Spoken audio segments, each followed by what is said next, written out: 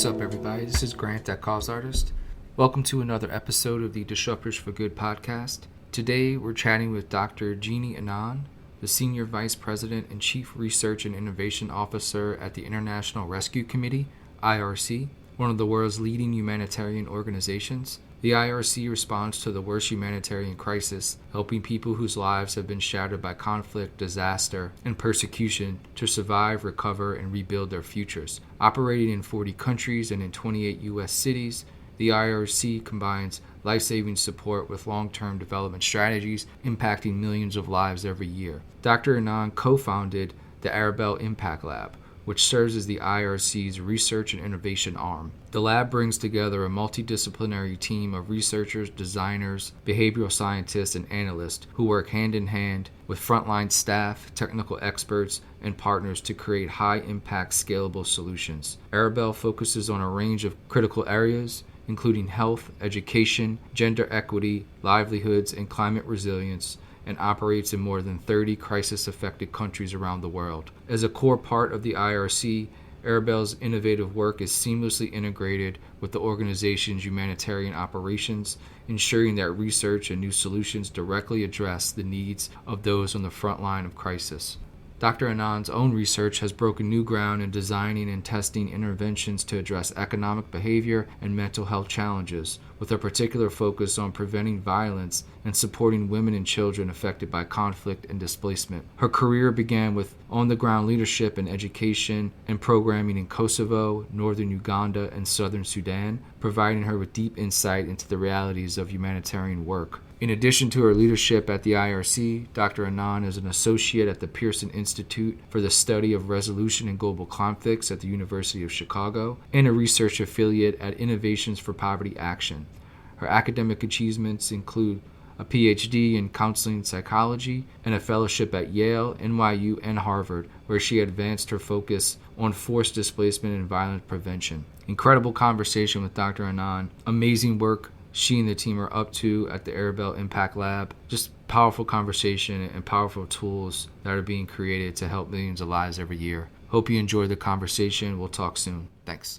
Well, thank you so much, Jeannie, for joining me today. Very, very excited we finally got to schedule this and get it on the books, and I appreciate you making the time. This is awesome. Thank you so much. Before we kind of get into Airbel Impact Lab, its sort of mission and vision, talk about your interesting path. You've had an awesome career so far, and walk us through a little bit of that journey before Airbel. Thanks, Grant. It's great to be here with you. So I got my start in the humanitarian sector quite a while ago, actually, and it was at the end of the Kosovo war, and I went with another NGO to set up and support communities and families to set up safe spaces and learning spaces for their kids as they were rebuilding their communities. I had been a teacher before that, and so this had and wanted to get into the humanitarian space, and so that was my first role. And then I went to northern Uganda at the height of the Lord's Resistance Army, and at that time they were abducting children to use in the army, and so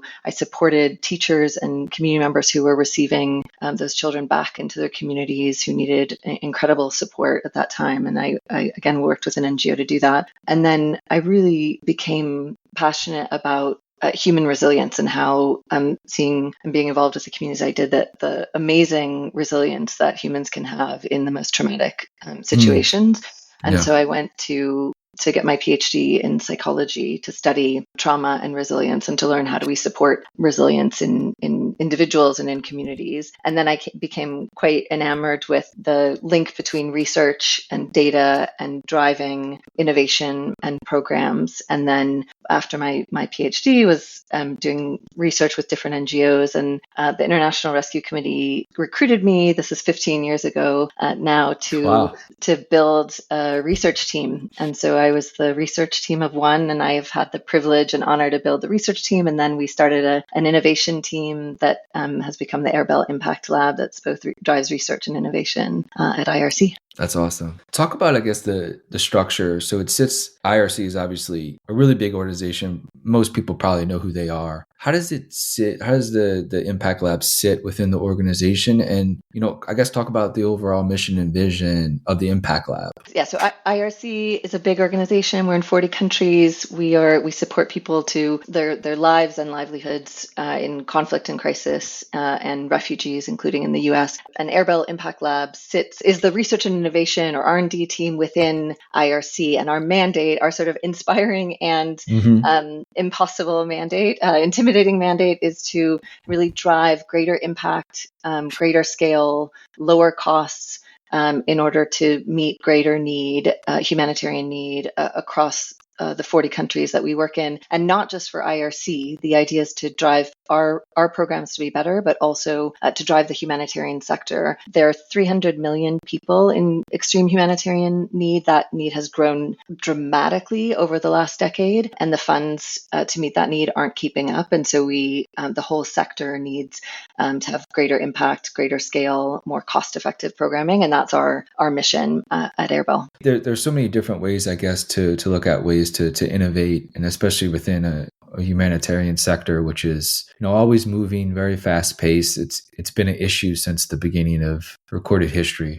Probably this issue. I guess, what are some of the things that Airbel is tackling or wants to tackle? What are some of those key issues that, obviously the growth of technology and communications has created possibilities to perhaps do things that were not possible, 25 years ago or something like that. So I guess, what are some of the key issues that IRC looks at, the Impact Lab looks at, and it says, okay, let's take this sort of modern approach to how do we innovate with all these new tools, right? What are some of the problems that you're trying to solve, and what ways are you trying to solve them? Great question. So IRC is focused on driving 5 different outcomes for people. So safety, health, education, economic well-being, and power. So people's ability to claim their rights. Airbel, we've been focused on a few priorities within that, even though we support across those areas. So one is really driving down acute malnutrition, treating acute malnutrition for under 5-year-olds, access to reproductive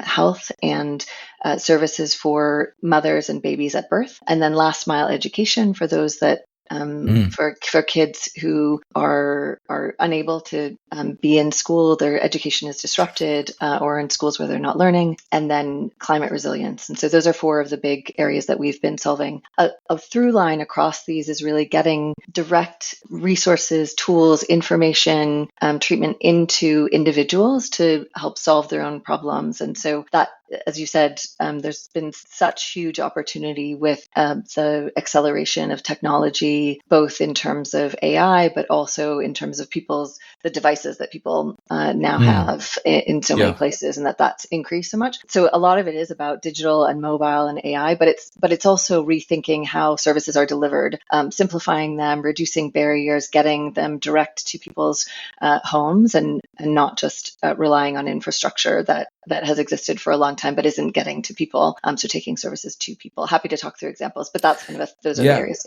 Yeah, maybe we just kind of double click on maybe each one of those levels. So maybe malnutrition first. The malnutrition related deaths are at about 2 million per year. So it's an enormous problem that shouldn't exist but does. And we have a solution actually that pretty much a silver bullet in terms of if you give kids what's called ready to use therapeutic food, which is essentially peanut butter paste fortified with micronutrients, and they take that over weeks, they recover from this acute malnutrition phase. And so even though we know how to do that, very simple in terms of that, packets of peanut butter paste, at least 3 out of 4 kids don't receive it. And so it's really a delivery challenge to get the solution to people. So that's what Airbel has worked on at IRC. And one of the reasons delivery has not gotten to all children or doesn't get to all children is because it's been pretty complex. So from diagnosis, having multiple ways that you have to diagnose, to the actual health protocol, how many of these sachets sachets to give kids to where it's delivered. So it's delivered largely in clinics and not in communities and houses. So people have to walk for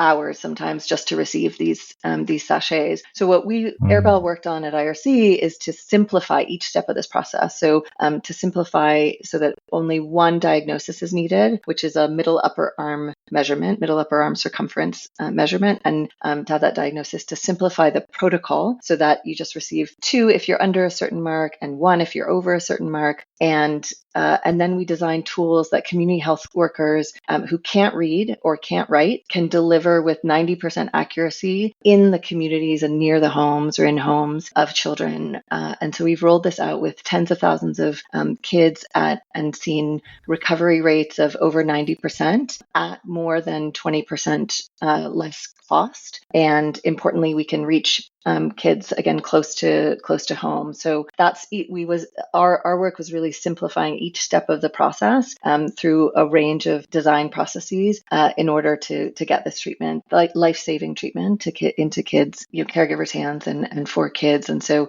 we are now scaling that up at IRC and really pushing for scaling this approach in the humanitarian sector. So it's getting the product delivered to the, for lack of a better word, like treatment centers or small hospitals in these sort of rural areas, or it's in a city and then the people that live in the rural communities have to find a way to get there? Well, that's one of the problems that we're solving, which is for people who live in cities, it can be easier because they can go to clinics, and it can be easier in cities to get to clinics. Many children who are malnourished are in more rural areas. Sure. And so get to a clinic in a town even can be really hard. That's a huge part of the barrier to accessing treatment. And so we've designed these basic tools that community health workers can receive the ready-to-use therapeutic food.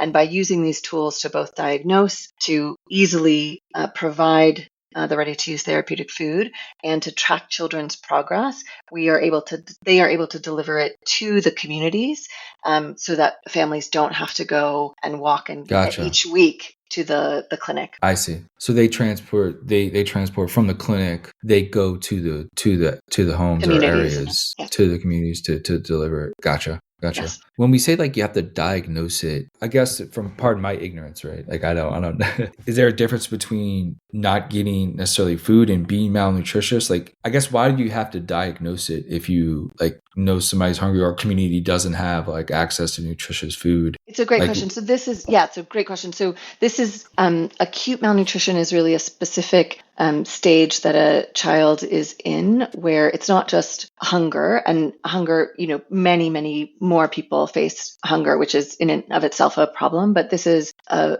phase where the child is so malnourished that it is at high risk of death, often through other causes, and other functions, physical functions are sort of turning off because its body needs to preserve as much as it can. And so it is you're right.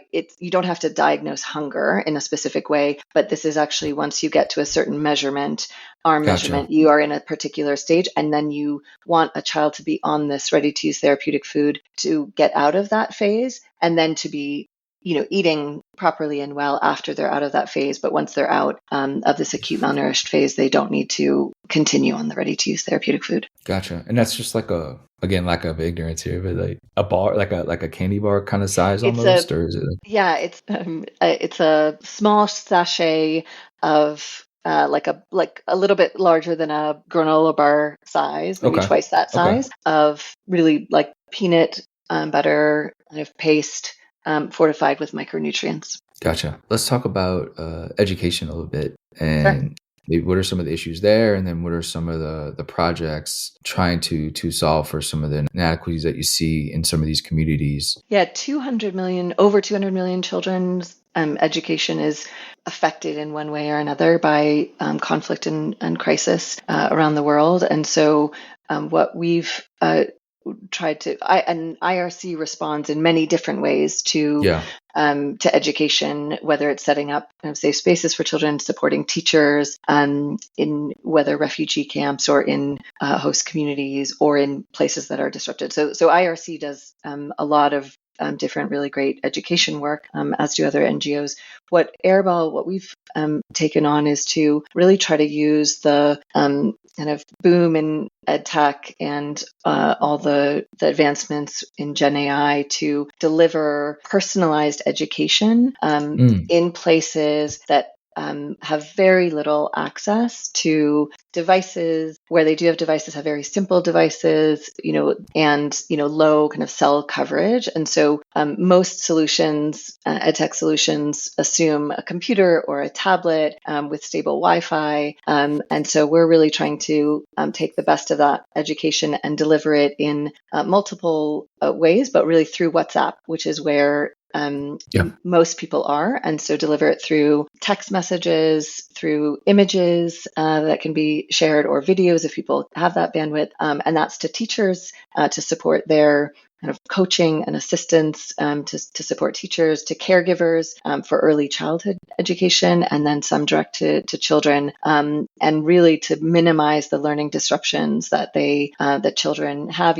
Many of us experienced that in COVID, but that is a disruption that many communities around the world, whether it's because of a natural disaster or conflict, are experiencing, and kids have to be out of school, whether for a couple of weeks or sometimes for much longer than that. And so we've been building a solution that can be really flexible and support teachers, caregivers, children to get both literacy, numeracy, education, and also social emotional learning. So also support to teachers to how to support their children social emotionally. So even in the hardest to reach places. So we've been piloting that as the solution in Bangladesh, in northeast Nigeria, in Colombia with Venezuelan refugees. So really still working out the best way to do this, and getting lots of great feedback on how to have a simple solution in delivery, but that is very personalized and is drawing on the best of technology that we can deliver. I'm just trying to picture it. So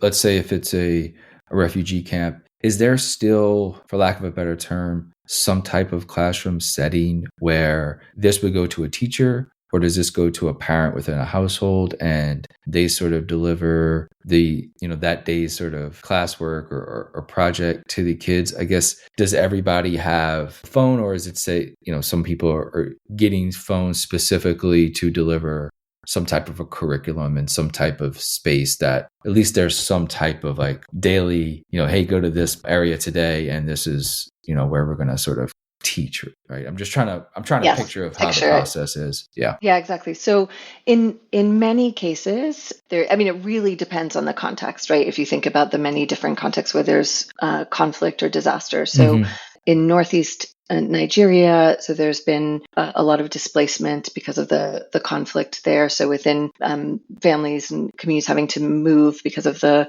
conflict, and then at some points they were in displacement camps or areas. Other times they're moving into communities in the city. And so there we were working with schools to have kind of after school and tutoring programs, and then supporting teachers with this solution so that they are able to personalize, that teachers are able to get personalized support in order to support. So as you said, there's a physical space, classrooms where kids are showing up and teachers are delivering education, but the teachers themselves, many of them are also affected. They're displaced.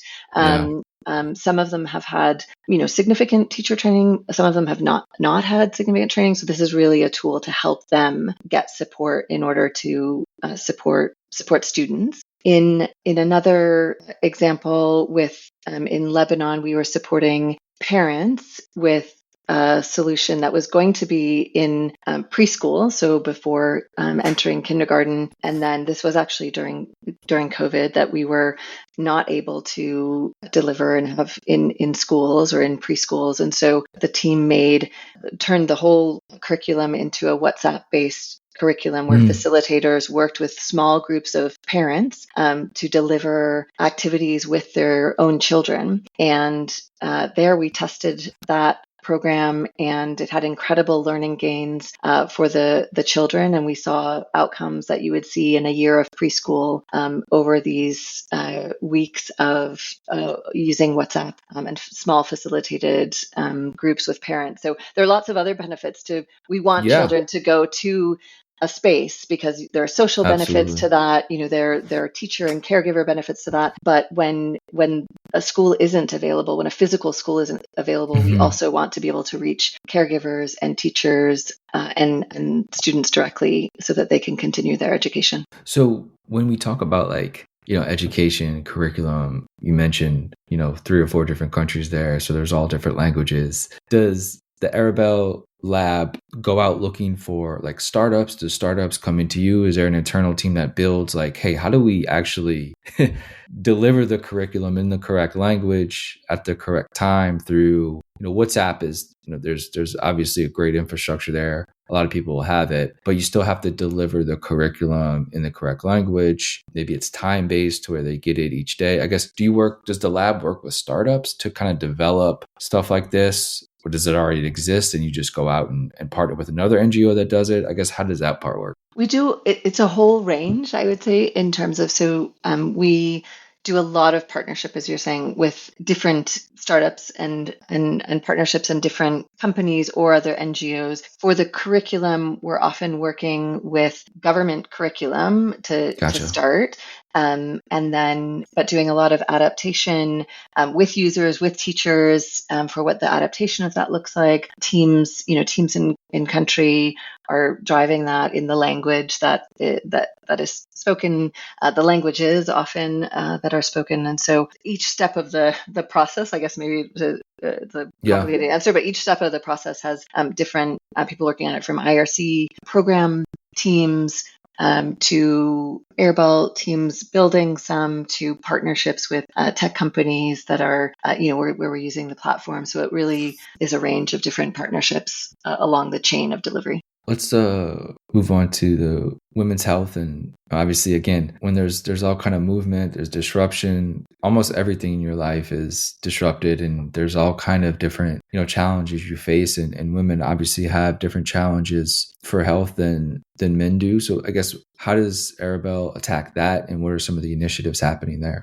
Yeah, so thanks. It is, yes, women are and girls are affected in similar, but then also some very different ways in terms of conflict and crisis. So the one example that I'll give in terms of, there are many different parts of this that we work on, but one example that I'll give is on contraception and providing contraception in the midst of conflict or disaster. And one incredibly successful project that we rolled out is with self-injectable contraception. So these are small vials of, I might not use the right medical language here, but small Sure. vials with very small, tiny needles that women can self-inject and get 3 months of contraceptive coverage. And this is was not previously available in South Sudan, and so our team worked with the Ministry of Health there and rolled out for women to try out, to train and to monitor women's use of this self-injectable contraception. And what I think is, and after a year, what I think is incredible about this study that we did is over 50% of women wanted to continue to use this contraception after being trained on it and using it, and 2/3 of them were first-time contraception users. So they had gone from never using contraception at all to using this very discreet 3-month support of coverage and being able to use it themselves and wanted to continue coverage. So if you think about the empowerment that gives to women to go from not having any access really to contraceptive care, not having to, again, walk to a clinic every month, face probably a male doctor, answer a lot of questions. Sure. Questions about whether your empowerment from your partner, the decision that you get to make. So it provided these women who had not had that access before this very discreet and long, and strong coverage that they were then able to continue. And we know that contraception has just incredible downstream effects in terms of education, in terms of women's health, in terms of children's health, and delaying birth, spacing out birth, and then we're now looking at various uses of contraception for women who are on the move or who are mobile and displaced, because obviously they face incredible barriers, and so that's something we're looking at. Right now, that we have a range of different potential solutions. They're too early to talk through right now, but we're looking specifically at the population who are displaced multiple times and continue to be on the move. The challenges that individuals must face in refugee camps is got to be just hard to imagine. And it's so it seems like maybe IRC has went from, and again, you can kind of correct me where I'm mistaken here. They've maybe traditionally been in, hey, how do we set up camps? How do we build some type of environment where there's a little bit of normalcy, there's just somewhere to sleep, to now maybe, okay, this might be a 3-month, 6-month, year-long thing. There has to be other types of needs that we can bring to this community while they are suffering or while they are in some type of delayed point in their life where it's unknown what the future is. Would you say that's maybe a fair assessment over the last, since you've been at the organization, of how maybe they've progressed in how they deal with these communities, how they deal with conflict in different parts of the world? Yeah, I mean, I'd say that IRC's start was really rescuing, and that's the name of it, helping people out of Europe, out of Nazi-occupied Europe, and so that's its start. And so it was helping people flee out of countries, and so that was that's almost 100 years ago. So and it's progressed in many different ways. I would say since I've been there, IRC has been focusing on a wide range of these outcomes, not just food and shelter, as you said, but a range of people's outcomes, knowing that people have complex and multiple needs in conflict and crisis. But I would say, I think most people think about emergencies or conflicts in the most acute phases. So the, initial part of a disaster, initial part of a conflict, but and think about being a refugee as a very short-term thing. But the reality is that most conflicts last for a significant amount, many years. There are very few that are short-lived. And so being a refugee or being displaced from your home in your own country, or even being in a place that has, conflict that kind of comes and goes, like in the Democratic Republic of Congo, for example, that has, there's been conflict on and on for decades.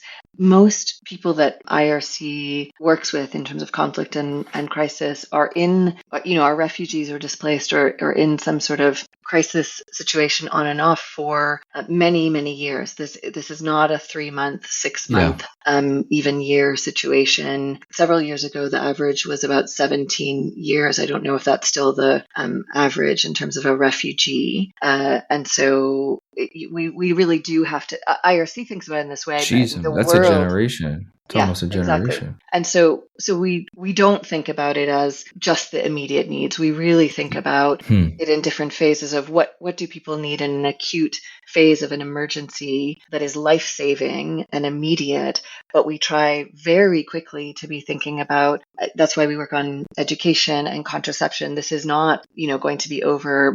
Unfortunately, most conflicts are not going to be over quickly. And so we need to think very quickly about how to support people in not just life-saving, but what are the things that are going to set them up so that they are able to meet their basic needs. So what livelihoods can they have, meet? And so we work, for example, with refugees and urban refugees in Kenya from multiple countries, and help them with entrepreneurship training and mentoring, and give them grants for starting up small businesses. So it really is, I think people think about IRC and other, as like life-saving immediate food and medicine, but it's actually much broader, much broader than that.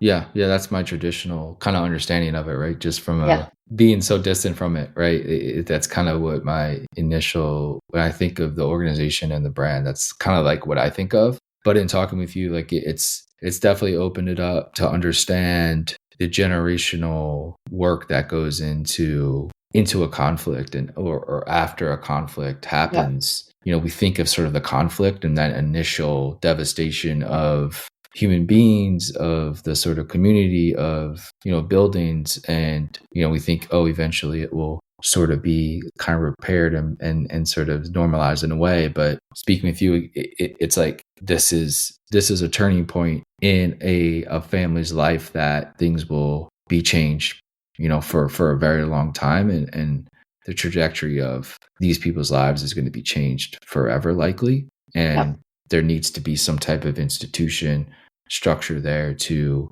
meet those needs in some way. So there is some normalcy and a potential for like a fulfilling life in some way. I want to end on a couple questions here. One would be, I named the show Disruptors for Good because I do think, like, no matter if we call it innovation or disruption, there's always going to be things that can be added or things that could be done better within the humanitarian work, just from, you being involved for as long as you have. What is maybe some of the things that have happened that have been positive within, whether it's innovation or disruption within the sector of humanitarianism? Sometimes there's limited budgets, there's things changing all the time. Like we said, there's, sometimes maybe you have to deal with governments that don't want to help you out, or, obviously there's all kind of things that aren't available to maybe a traditional startup that can disrupt an industry. So I guess, how do you approach innovation within the humanitarian work, the humanitarian sector? Yeah, I would say, going back, since you're asking sort of the history, one big transformation was moving to, this is a while ago now, but moving to cash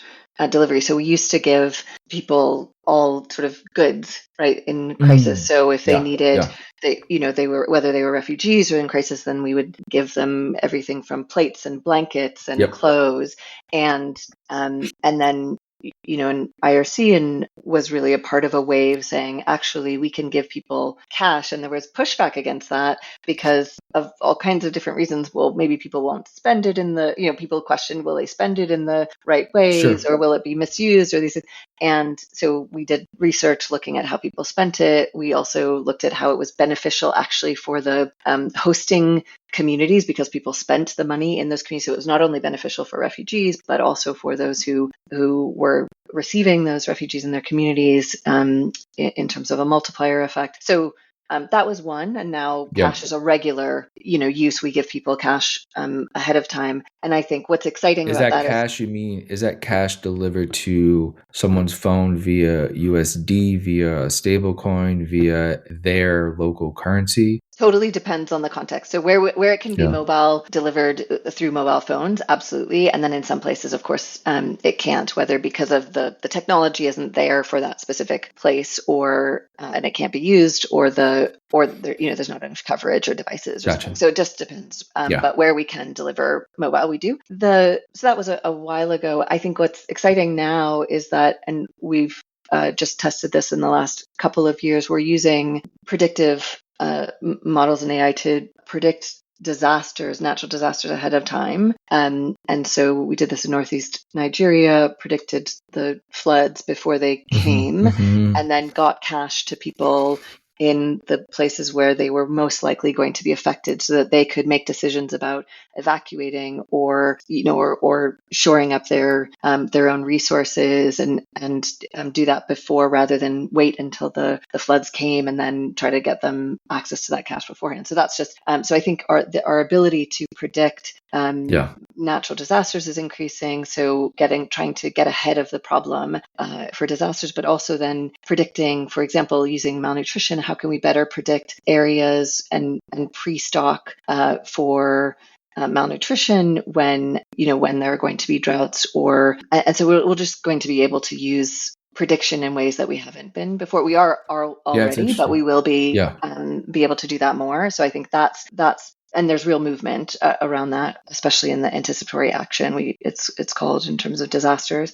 There's also been really, because of this real gap between the humanitarian need of 300 million people in extreme humanitarian need, and then this huge funding gap because the funding hasn't matched the need. There is more of a that is when we have to innovate. And so there's more push in the sector, I would say, to look at what are the most cost-effective interventions that we can be using. How do we drive down costs while maximizing impact? How do we have more scalable interventions? So I think there's openness in a way that there hasn't always been. I mean, there's always the desire to meet needs, but I think more openness to innovation than ever before, and really making sure that we're able to meet the needs. And then that matched with the, just the accelerated pace of technology. I think there's real potential now, even though it's hard to look at the world and see a silver lining right now. I think there is space for transformation in the humanitarian sector. And so I'm hopeful that we can find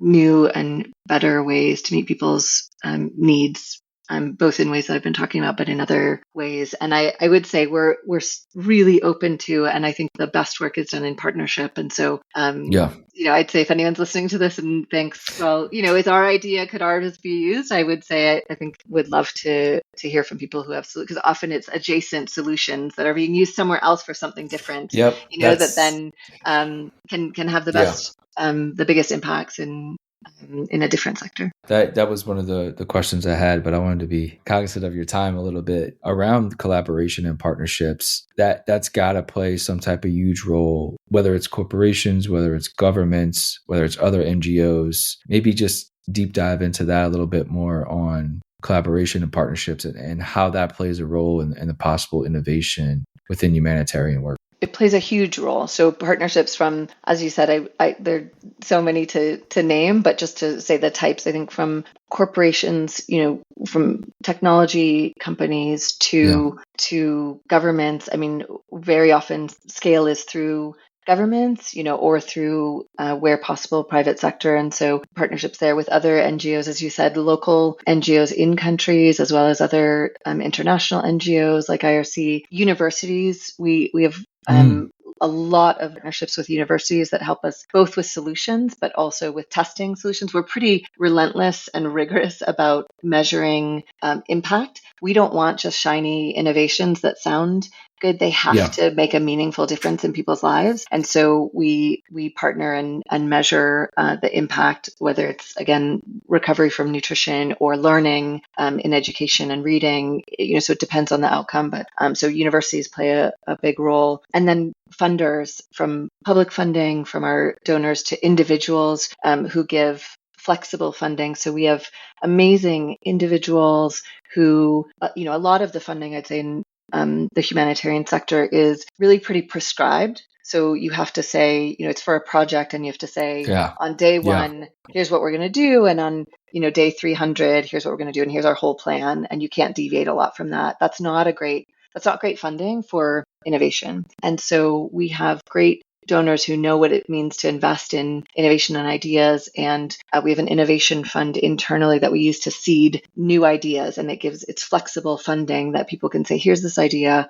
We want to either partner or work, build out this idea, prototype it, pilot it. And so donors play a huge role, especially those who have the ability to give flexible funding in order for us to be able to experiment with new ideas in early stages. So those are all partnerships that matter and help our work have impact. Amazing. The last question I'll have is just, I know we touched on the future a little bit, but maybe over the next 5 years or so, what are some of the goals and successes that Airbel Lab would like to achieve or like to see occur? I know 5 years is a long time, but maybe, some of the things that you're working on now that would maybe yield some awesome results that you're hoping to make happen. Well, I'll start just the continuation of the malnutrition work that's now really driven more by IRC than Airbel because it's now in scaling stage. But that really having that go to scale and meet the needs of many children across the world is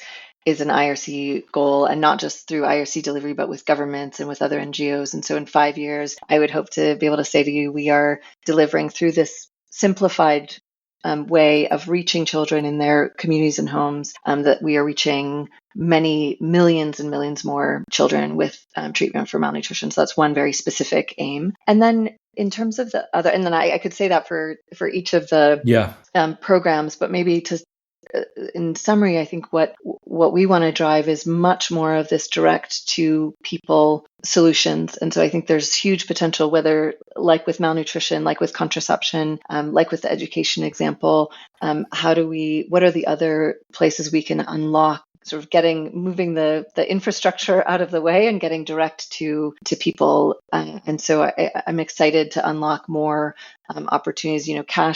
We have information. We're working on this education solution. But there are many other health opportunities that we can be working on. And so I hope to have a much longer list of areas where we are disintermediating, or we are, getting to people in a more cost-effective, more efficient way that then will break down barriers to millions of people's access to services that they right now don't have access to because they're in conflict and crisis. Last question, I promise. I really like the sort of Airbel like incubation model, right, within a large NGO of like, hey, let's test this idea in a location. Like if it works, then we can scale it globally throughout the organization. I guess would you recommend that other large organizations do this? Maybe they do. I guess maybe what are some of the things that you look back on that? How has this sort of worked, right? Because you do have a massive global organization where it's hard to innovate, right? Like any government or any large company, it's sometimes it's really hard to innovate because things move slow. There's a lot of red tape, but I like this incubation model of, hey, take an idea, let's test it out, let's run it, and then perhaps we can sort of scale it.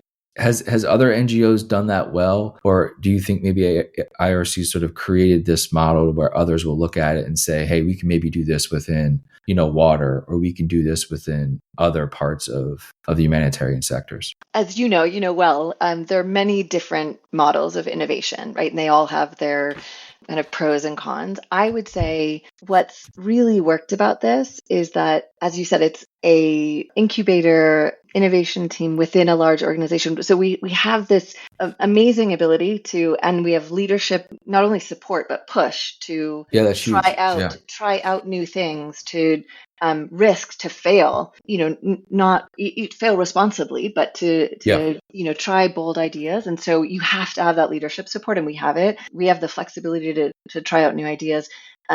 We have to have that kind of funding, a different funding model, as I said, because a lot of the teams and the way funding comes in, not only is it a big organization, but it's not flexible, and you can't try out new things. But as you said, it's an incubation incubator or an innovation team that then has this kind of amazing marketplace and footprint of people who are, IRC staff are the most courageous, amazing people delivering services in the hardest places. So you have amazing people in a whole, many different places, different ideas, and we try to provide flexible funding, different capabilities, so human-centered design, analysts, so that we bring to the teams technical skills, and then space and time to incubate. And I do think it's a great model. It's hard, right? It's also hard to try new things in a big organization. So one thing that I would say is we've had to find the balance of both kind of trying to push new ideas and do different things, but also partner along the way. If you just come up with an idea